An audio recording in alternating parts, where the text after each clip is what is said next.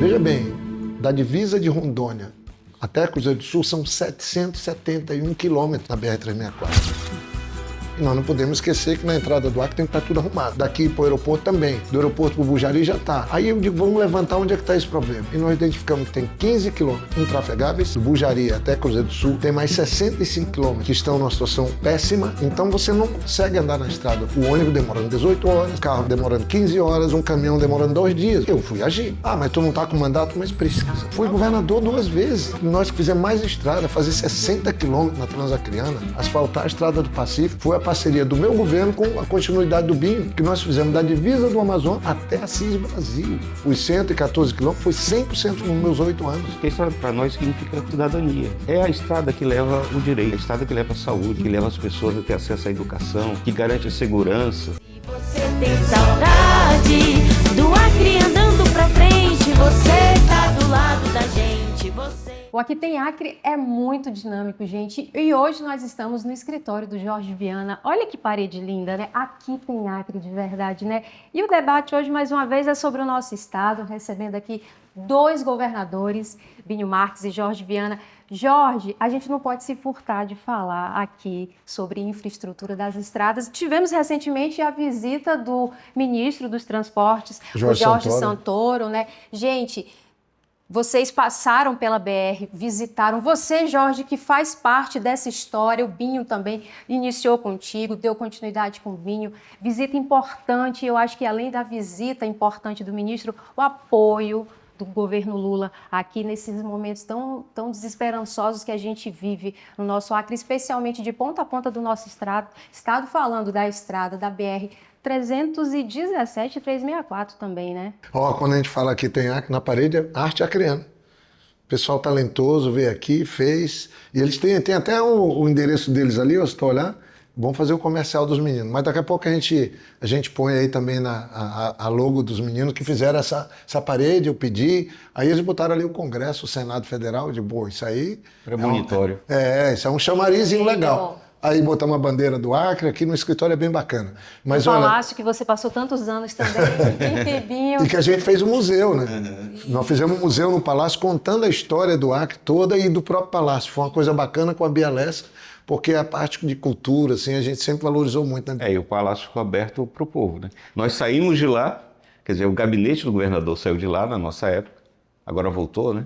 Nós saímos de lá para o povo tomar conta do palácio. Isso foi super legal, super bacana. E é um dos principais pontos turísticos da nossa Sim, cidade. Porque a gente fez aquele museu todo, foi muito bacana. Mas agora, aqui, ó, estou aqui, meus velhinhos Seus queridos, pai, mãe, minha. Então, mas você estava falando, Marcela, da vinda do ministro. Isso. Até o convite, né? É bom a gente destacar que foi o seu convite que ele esteve aqui. Não, sim. E o que você está trazendo é muito legal, porque assim, eu estou visitando todo o estado, conversando, é uma coisa que eu adoro fazer. O Binho me acompanhou já em muitas viagens, está me acompanhando em outras. E eu fui pela estrada com muita calma, porque muita gente, chega a eleição, cada um dando um palpite, ou cada um querendo tirar uma casquinha, como a gente fala aqui no Acre. Mas para mim tudo vira trabalho ou vira oportunidade da gente colaborar e ajudar o Acre. Quando eu vi que tem obra, que tem investimento, o presidente Lula veio aqui, tinha anunciado, o DENIT está procurando fazer, mas eu achei que podia melhorar muito. E eu só sei trabalhar com planejamento. E aí, conversando com a direção do DENIT, a gente montou um plano, quilômetro por quilômetro. Veja bem, da divisa de Rondônia até Cruzeiro do Sul são 771 quilômetros na BR-364. E nós não podemos esquecer que na entrada do Acre tem que estar tudo arrumado. Daqui para o aeroporto também, do aeroporto para o Bujari já está. Aí eu digo, vamos levantar onde é que está esse problema. E nós identificamos que tem 15 quilômetros intrafegáveis, no trecho do Bujari até Cruzeiro do Sul. Tem mais 65 quilômetros que estão numa situação péssima. E você tem ainda uns 250 quilômetros que estão ruins. Mas isso picado. Então você não consegue andar na estrada. O ônibus demorando 18 horas, um carro demorando 15 horas, um caminhão demorando 2 dias, uma carreta. Eu fui agir. Ah, mas tu não está com mandato, mas precisa. Independente disso, é um cidadão acreano, né, Jorge? Você ama o Estado. E uma outra coisa, assim, eu sei fazer isso. Eu dou aula no mestrado e doutorado sobre gestão pública, sobre liderança. E eu fui governador 2 vezes. Nós trabalhamos pra caramba, nós que fizemos mais estrada, fazer 60 quilômetros na Transacriana, asfaltar a Estrada do Pacífico. Foi a parceria do meu governo com a continuidade do Binho, que nós fizemos da divisa do Amazonas, depois a gente vai contar isso, até Assis Brasil. Estou falando, pulando a parte que chega em Brasileia, né? De Brasileia a Assis Brasil, os 114 quilômetros foi 100% feito nos meus 8 anos. O Binho asfaltou da 364 até o Quinari, eu asfaltei da divisa do Amazonas até a 364. E a estrada 364, a gente abriu e ela ficou ligada direto, ligando o Acre. Uhum. Mas essas coisas todas sofreram, e agora chegou, tá tendo obra, mas a estrada não estava legal, eu fiz um plano, convidei o ministro veio e nós agora apresentamos o remédio, a solução. Porque não importa a gente ficar com ciúme, dar piti, olha, nada vai me tirar de um foco. Se eu posso ajudar o Acre, eu quero ajudar. Não é política, né, Jorge? Nesse momento você não é o político, aliás, né, fazendo e buscando. É o cidadão, é o Jorge Viana. Mas é interessante que todos querem transformar isso num assunto político. Exato. Eleitoral, né? Eleitoreiro até, né? Eu vi um candidato ao Senado que ficou criticando a situação, dizendo que o Jorge estava tirando proveito. Mas a nossa vida é isso. Desde muito jovens a gente se preocupa com essa estrada. E aí, enquanto o Jorge estava trazendo a solução, o que ele fez? Ele trouxe aqui o Nicolas Ferreira para falar mal do Acre. Então, quando ele traz o Nicolas para falar mal do Acre, o Jorge traz a solução, traz o ministro. A estrada, nós sabemos muito bem os riscos que uma estrada traz para qualquer lugar, para um desequilíbrio total, né? Possibilidade de empobrecer a beirada de estradas, problemas com o meio ambiente, mas a gente sempre tratou isso com muito respeito, porque a estrada para nós significa cidadania. Porque é a estrada que leva o direito, é a estrada que leva a saúde, que leva as pessoas a ter acesso à educação, que garante a segurança. E a gente...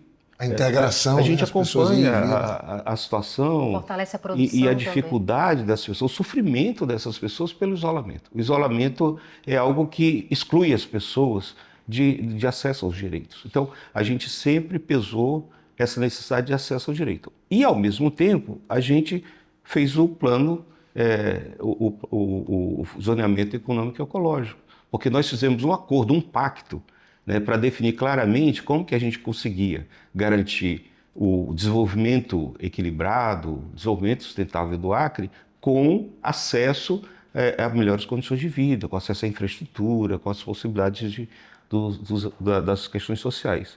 E a gente, então, nunca descuidou dessa BR, nunca.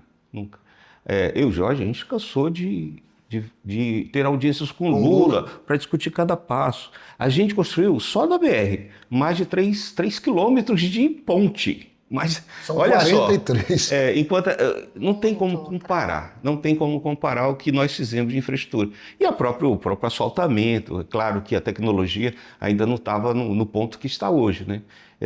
Mas a gente fez e refez vários trechos ao mesmo tempo para a população não ficar isolada, porque para nós sempre é isso. O isolamento significa ausência de acesso aos direitos.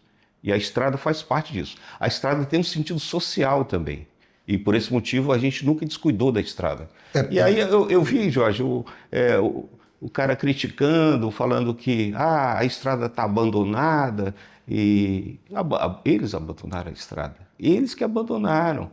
Porque no período do Jorge, a responsabilidade era do governo federal, que não fazia, o Jorge assumiu a responsabilidade. Nós fizemos o que era a obrigação do governo federal. Aí eles ficam...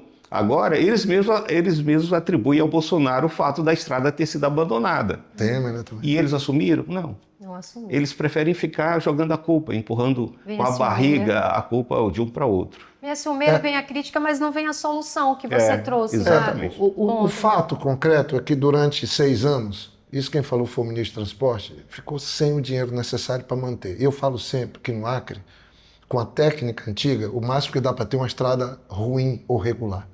Por quê? Porque o nosso solo é muito ruim para a estrada. A gente não tem nem na região eu conheço a palmo a palmo, na região de Sena até Feijó, é uma tabatinga, é um tipo de solo muito difícil de se fazer estrada.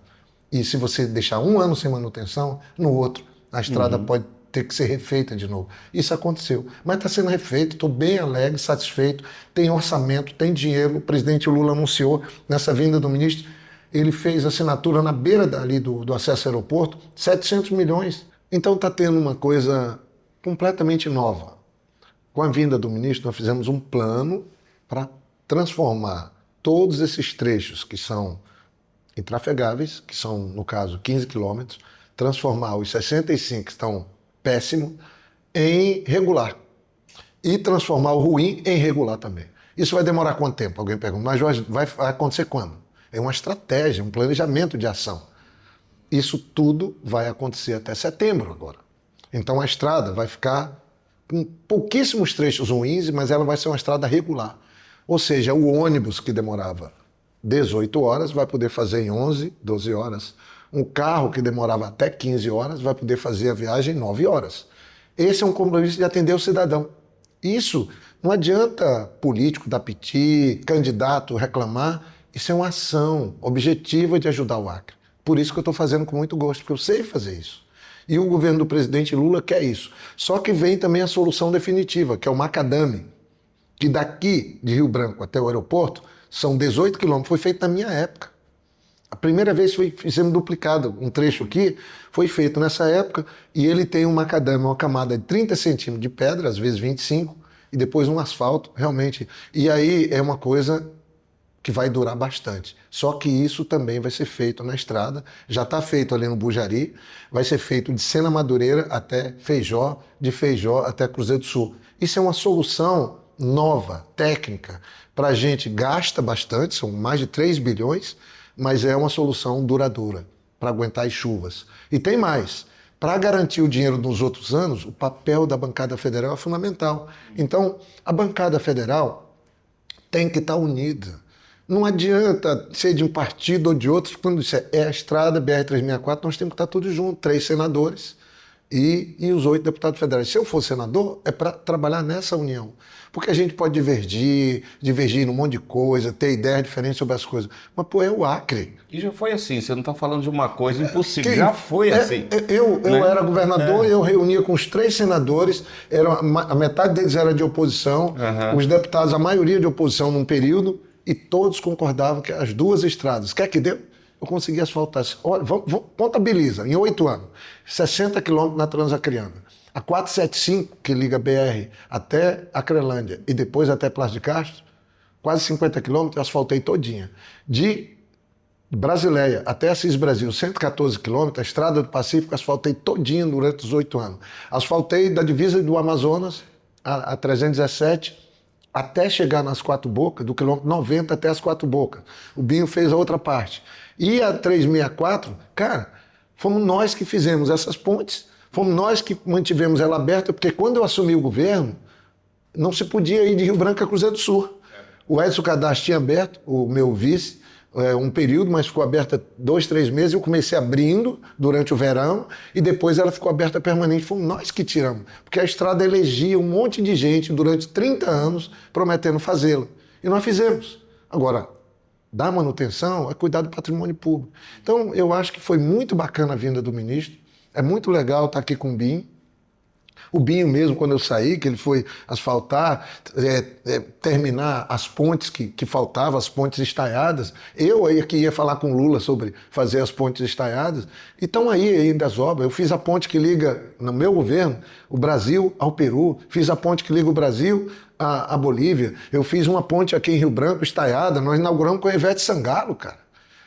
Essa via verde, o anel viário. E a gente fiscalizava cada ponte, cada lote de estrada. A gente pegava a BR e dividia em lote, na tua época, inclusive, o pai... Para que acontecesse tudo ao mesmo tempo. Lei que fez, mas, pessoalmente, nós íamos com a equipe de engenheiros, pessoalmente. Cuidado.